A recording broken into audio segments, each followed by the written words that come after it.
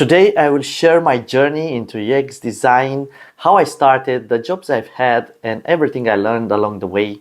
This is my personal story, nothing is made up, and I hope it will inspire you. So grab a cup of coffee and enjoy, and let me tell you my story. It all started in 2008 when I went out for a coffee with my cousin and a friend of his.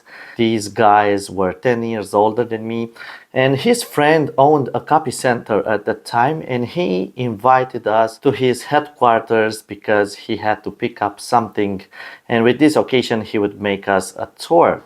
And there we were in his headquarters, and I was admiring the offices and so on. He went straight forward to one of his employees to discuss in detail. And he called me to show me something. And I went there. They were looking at the logo.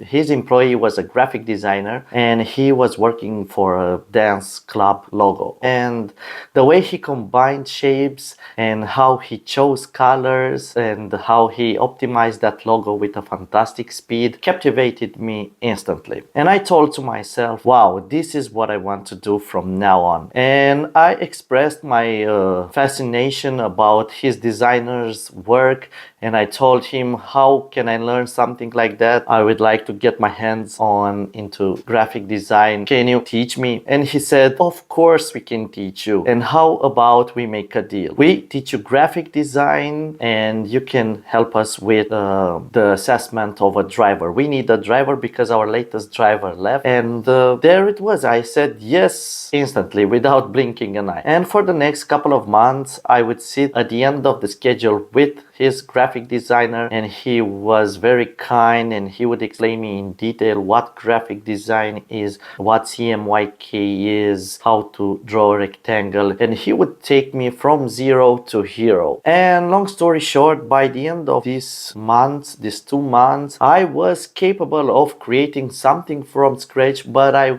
couldn't get very far, if you know what I mean. So it's quite a thing that does. It helped me a lot, but I wouldn't know the next step in my career. I wouldn't know what to do, and it was a mess in my head, a lot of information. I was overwhelmed. Then things took a complete turnaround when I met a childhood friend that he was a web designer at that time, and I told him that I started to learn graphic design and I like it very much and how passionate I am and things like that. And he said that a better approach and a better career move would be for me to focus more on the web technologies tools and frameworks because these are the future. And I said, hey, can you give me details? Can we meet up for a cup of coffee or something to explain me in detail? And of course, this guy was very kind and patient. And for the next 6 months, we would sit and drink coffee,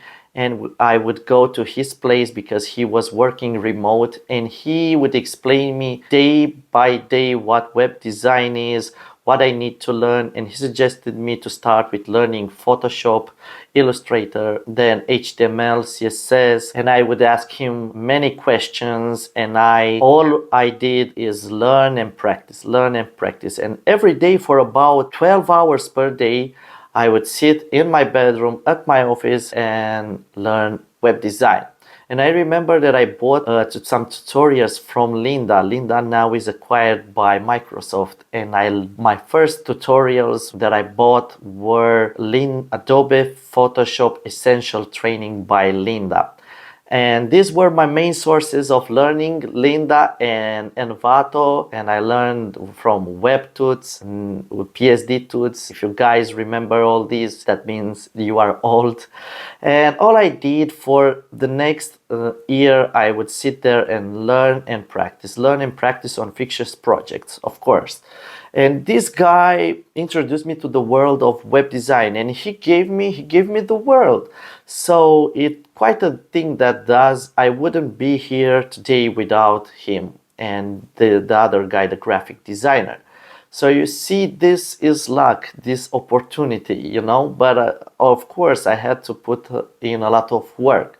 And after 1 year, I decided that I am ready to take a project, a real project, and start making some bucks, some money. And he suggested me that I should try these freelance platforms like Elance, now it's called Upwork, and freelancer.com back in the day. And I remember that I created an account on Elance. I added my personal details, my CV, and guess what? Nobody hired me because due to my lack of experience. And my lack of experience hindered my success. And I was browsing and nothing. But I kept persisted. I haven't felt discouraged and I continue to apply to these jobs. And one day, I remember so vividly my first client. One day, as I was browsing through various jobs, I remember that I saw a title like that. I need a PSD landing page to convert into HTML and CSS. So what have I done? I contacted the project owner and I said something like that. Hey, I know it sounds crazy. I bet no one does that, but can you please give me the chance to work on this project? I don't have any reviews yet on this platform or any experience, but if you give me this job, I promise that I will make it faster.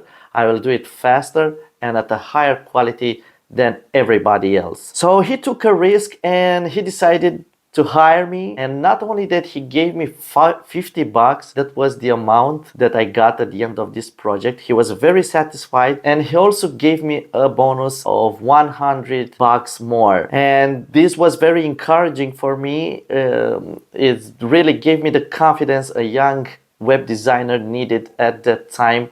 And I remember that I felt a lot of confidence and my level of trust increased significantly, and I started to apply and to take task after task, job after job, and I gained a lot of positive reviews, and I was earning something like $500 per month. So just imagine a young man at 20 years earns something like $500 per month. It's quite a thing that. Okay, so as you see, I made a few transitions from graphic design to web design and development, and this is how slowly we will move into UX design.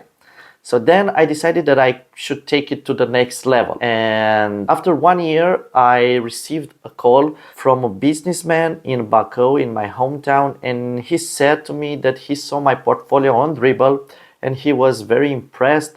And he wants to meet up for a coffee to discuss about his new job proposition. And I went there, and long story short, I worked for his company for about 6 months part-time as a web designer.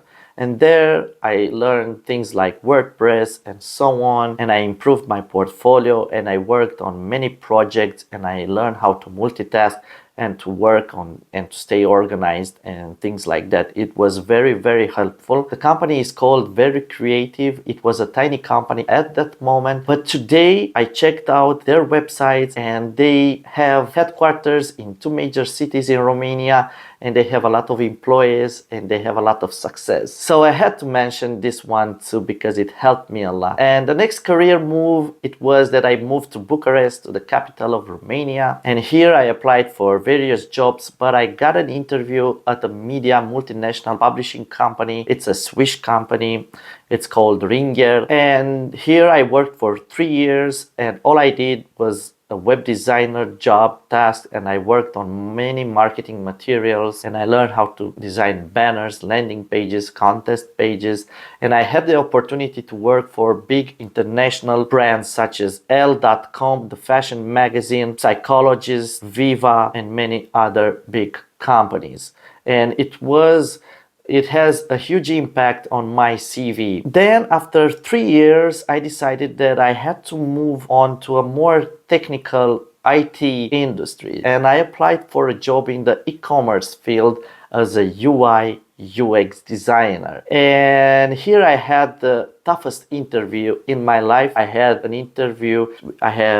3 interviews with the HR specialist, with the manager, and with the programmers for the technical part. And to speed things up, it came down to me and another candidate. And I remember that HR and the manager wanted the other candidate because he was very friendly and he had positive attitude. He was very joyful, polite, and they opted for him. But the programmers opted for me because I performed better at the technical test. And finally they chose me. But a lesson that I learned is that attitude can outweigh skills and competence. So if you are arrogant and you give them the feeling that you know it all and you are arrogant, they will not gonna hire you. Believe me, guys. But another mistake that companies do nowadays is that they hire more on attitude. But this attitude you can count on the attitude when the level of competence is at the same level, okay? Because many companies hire for attitude, and after 2 or 3 months they find out that this guy or girl don't know anything about the technical part, and they have to fire them. So you have to maintain a balance between competence, this is the most important part, and attitude. You have to stay humble a bit to get them the impression that you are willing to learn and that you are ambitious. Okay, that's the attitude if you apply for a UX designer. Then I got hired, and all I did there was to improve the user experience of the checkout flows. I worked on shopping carts, product pages, checkout flows, and we did a lot of A/B tests, and even smallest changes like changing the payment methods based on countries. If, for example, you are doing to make a checkout flow for Bitdefender, let's say, for their clients in Brazil, offering Boleto Bancário as their payment method would be very helpful because it brings on familiarity, and they see that you carry and you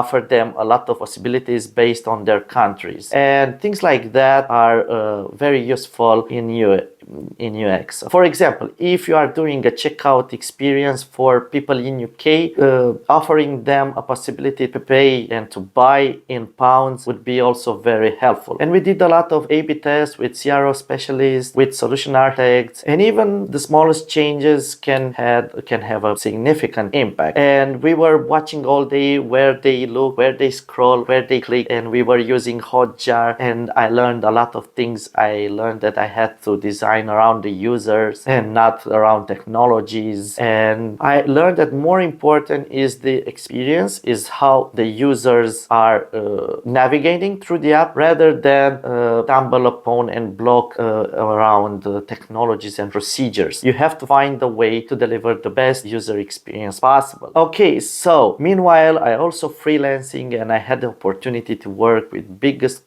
big clients such as Ivater, Weber Riders, BMW, Blog.com, and so on. So this human-centered approach is very important in UX, and I learned it at Avangate. This was the name of the company. Now it's called Verifone, and I worked there for 5 years, and it was the best job that I had because the colleagues were wonderful and the environment was also very good and friendly. And now I'm working at Keysight Technologies. It's a very technical field. It's an IT networking infrastructure and visibility, networking, visibility, and security. And in order to deliver design solutions and to propose design solutions, you have to understand this domain.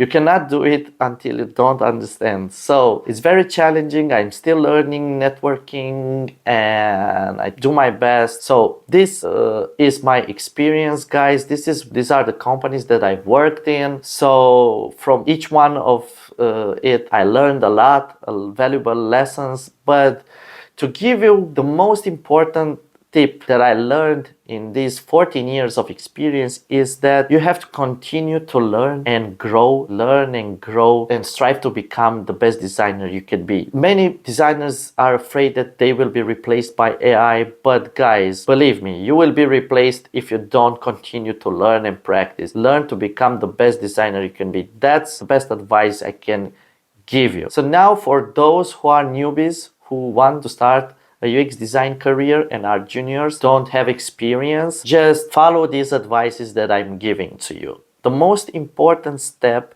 is to not, you don't have to focus on obstacles. You have to follow your way, okay? Because imagine that you are a skier. Simon Sinek gave me this advice. So if you are a skier and you come down into a mountain with a high speed and all you do is focusing on tree and you are saying to yourself, I hope I don't hit a tree. I don't hit a tree.